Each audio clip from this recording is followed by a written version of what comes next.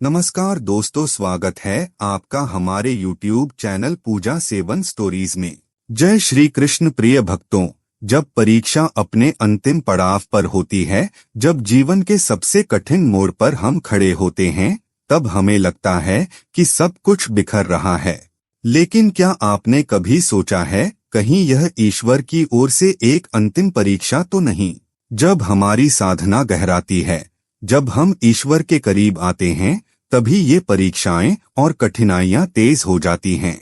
ये संकेत जो हमारी बुद्धि और जीवन में बदलाव लाते हैं, ये दर्शाते हैं कि ईश्वर अब आपको अगले स्तर पर ले जाने वाले हैं। आज की इस वीडियो में हम जानेंगे वे संकेत जो यह दर्शाते हैं कि आपकी परीक्षा अंतिम चरण में है। लेकिन शुरू करने से पहले, अगर आप हमारे चैनल से नहीं जुड़े हैं, तो कृपया करके हमारे चैनल को सब्सक्राइब करें, ताकि ऐसे ही ज्ञानवर्धक और प्रेरणादायक वीडियो आप तक पहुंचती रहें। तो आइए अब हम एक एक करके उन संकेतों को समझते हैं जो आपकी आंतरिक अवस्था को उजागर करते हैं।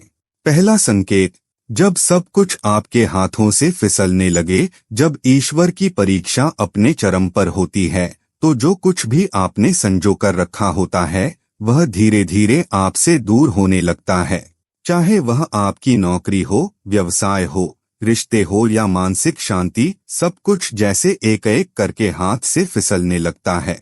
आपको ऐसा महसूस होता है कि जैसे कोई अदृश्य शक्ति सब कुछ छीन रही है।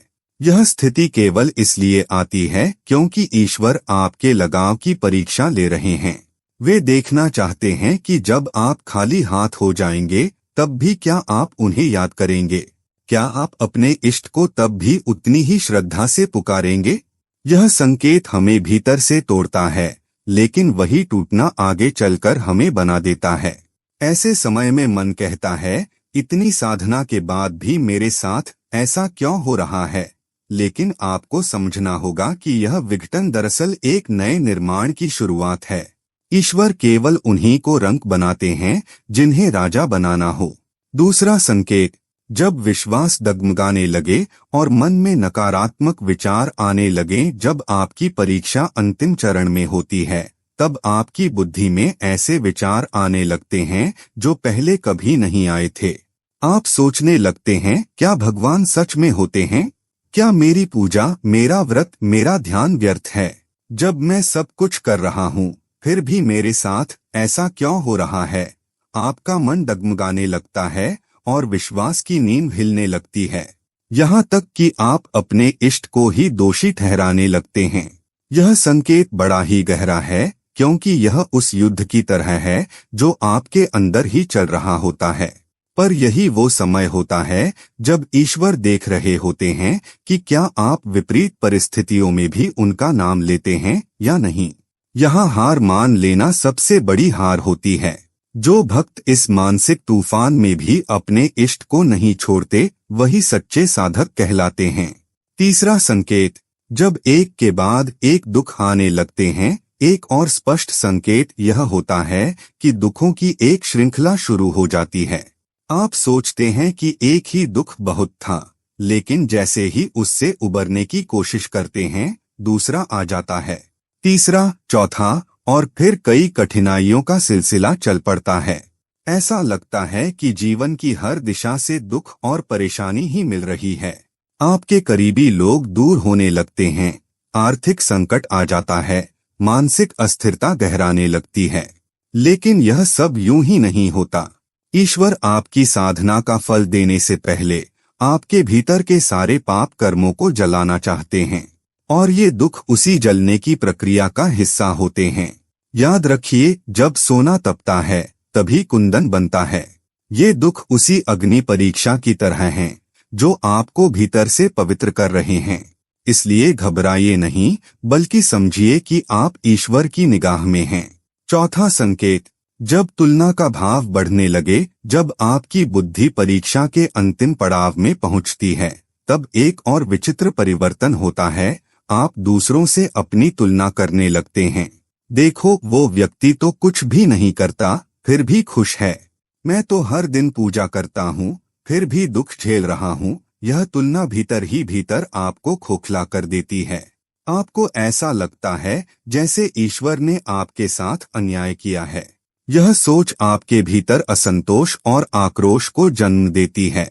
पर यह भाव एक गहरा संकेत है कि आप मैं और मेरा के बंधन में अभी भी फंसे हुए हैं। सच्चा भक्त तुलना नहीं करता, वह समर्पण करता है। आपके इष्ट चाहते हैं कि आप पूर्णरूपेण उन्हें सौंप दें, बिना शर्त, बिना तुलना, बिना अपेक्षा।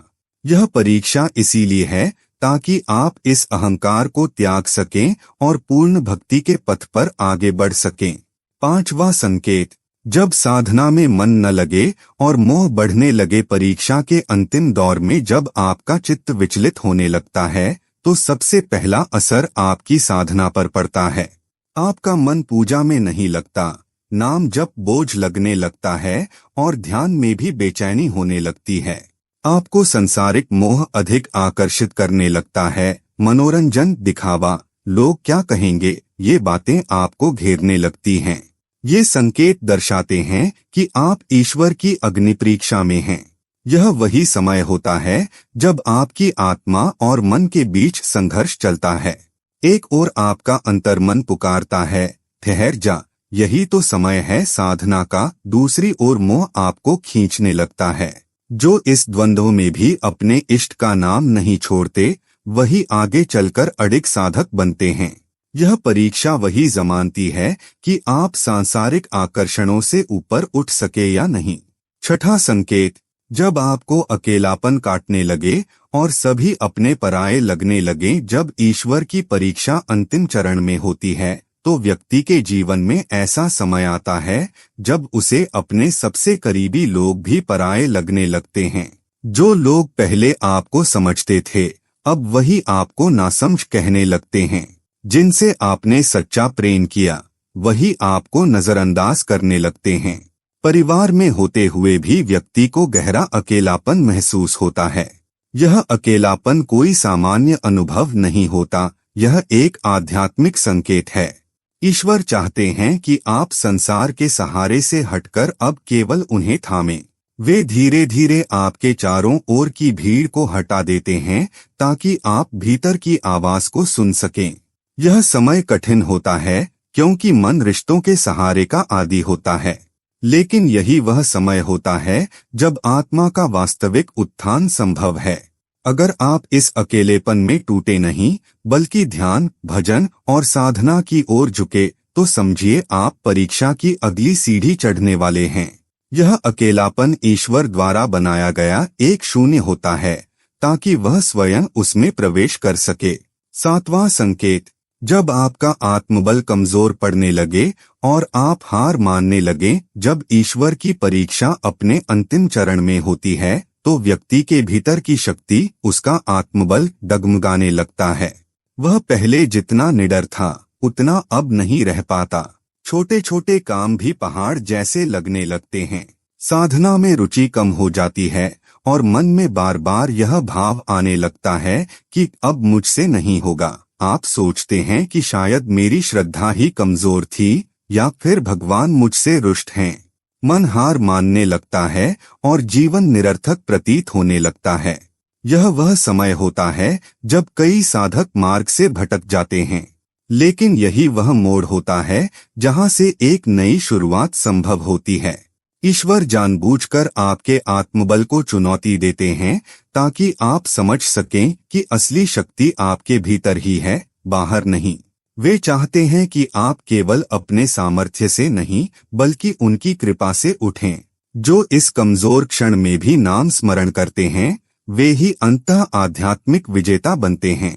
हार मानना विकल्प नहीं है, यह तो परीक्षा की सबसे अहम घड़ी होती है। आठवां संकेत, जब समय की गति तेज लगने लगे और सब कुछ अस्थिर प्रतीत हो। जब आपकी परीक्षा अंतिम चरण में होती है तो एक अनोखा अनुभव आपके साथ घटने लगता है। समय की गति असामान्य रूप से तेज लगने लगती है।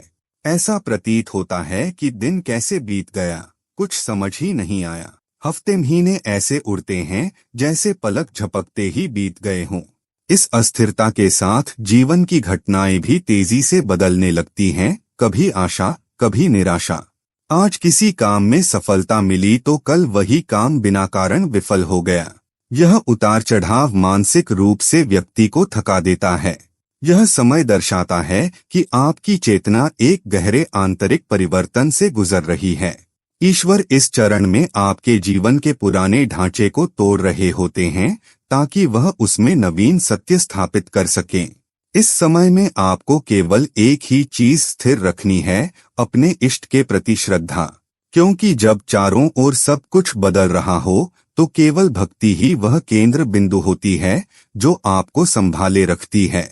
समय के इस तूफान में अगर आपने विश्वास को नहीं छोड़ा तो समझिए परीक्षा पास होने ही वाली है। 9वां संकेत, जब हर दिशा से मार्ग बंद होते नजर आने लगे। जब ईश्वर आपकी परीक्षा के अंतिम चरण में होते हैं तब जीवन में ऐसा समय आता है जब हर दिशा से दरवाजे बंद होते प्रतीत होते हैं। आप जिस रास्ते पर बढ़ने की कोशिश करते हैं वहां रुकावट आ जाती है। जो कार्य बनता दिख रहा होता है वह अंतिम समय में बिगड़ जाता है। आपको लगता है कि जैसे सारी संभावनाएं खत्म हो गई हैं, कहीं से कोई राह नहीं निकल रही। यह स्थिति बेहद थकाने वाली और हताशाजनक होती है। मन में प्रश्न उठते हैं, अब क्या करूं, किससे मदद मांगूं, कहां जाऊं। आपको ऐसा लगता है मानो आप एक बंद कमरे में कैद हैं जहां कोई खिड़की भी नहीं है। पर यही वह समय होता है जब ईश्वर चाहते हैं कि आप संसार नहीं बल्कि स्वयं उन्हीं की ओर मुड़े। वे आपको यह समझाने की कोशिश करते हैं कि जब सारे द्वार बंद हो जाते हैं तब केवल एक द्वार खुला रहता है और वह है ईश्वर का द्वार। यह संकेत अत्यंत शक्तिशाली है। यदि आप समझ गए तो यह बंद रास्ते दरअसल आपके लिए आत्मजागृति के द्वार बन सकते हैं। अंत की शुरुआत हमेशा कठिन होती है प्रिय साधकों। हर परीक्षा की एक शुरुआत होती है और एक अंत, लेकिन ईश्वर की परीक्षा की सबसे कठिन घड़ी उसकी अंतिम घड़ी होती है। वहीं से असली बदलाव शुरू होता है। आपको लगता है सब कुछ खत्म हो गया, लेकिन वास्तव में वहीं से एक नया अध्याय शुरू होता है। आप जितना अंधकार देखेंगे, जान लीजिए प्रकाश उतना ही निकट है। इसलिए जब भी आपके साथ ऐसा हो, जब बुद्धि डगमगाए, जब दुख बढ़े, जब सब कुछ छिने, तब समझ लीजिए कि आप ईश्वर की विशेष निगाह में हैं। वे आपको ऊंचा उठाने वाले हैं। आपको बस एक ही काम करना है, अपने इष्ट को नहीं छोड़ना, क्योंकि वही आपको इस तूफान से निकालेंगे। वही इस परीक्षा के परीक्षक भी हैं और वही इनाम देने वाले भी। उम्मीद करते हैं कि आपको इस वीडियो से कुछ नया जरूर सीखने को मिला होगा। आपको वीडियो कैसी लगी हमें कमेंट बॉक्स में जरूर बताएं। अगर वीडियो के दौरान मुझसे कोई गलती हो गई हो तो मैं माफी चाहता हूं। दोस्तों, हमारे चैनल पर और भी अच्छी वीडियोस है, उन्हें भी जाकर आप जरूर देखें। लिंक जो है वह आप डिस्क्रिप्शन बॉक्स में चेक कर सकते हैं। जो अक्सर डेली हमारी वीडियोस देखते हैं उन सभी का दिल से शुक्रिया। दोस्तों, अगर आपको ये वीडियो अच्छा लगा तो कृपया करके वीडियो को लाइक और कमेंट बॉक्स में हर हर महादेव जरूर लिखें और वीडियो को शेयर जरूर करें और चैनल को सब्सक्राइब करें। धन्यवाद। ओम नमः शिवाय। यहाँ यह बताना जरूरी है कि हम किसी भी तरह की मान्यता, जानकारी की पुष्टि नहीं करते हैं। किसी भी जानकारी या मान्यता को अमल में लाने से पहले संबंधित विशेषज्ञ से सलाह लें। वीडियो को अंत तक देखने के लिए आप सभी का बहुत बहुत धन्यवाद।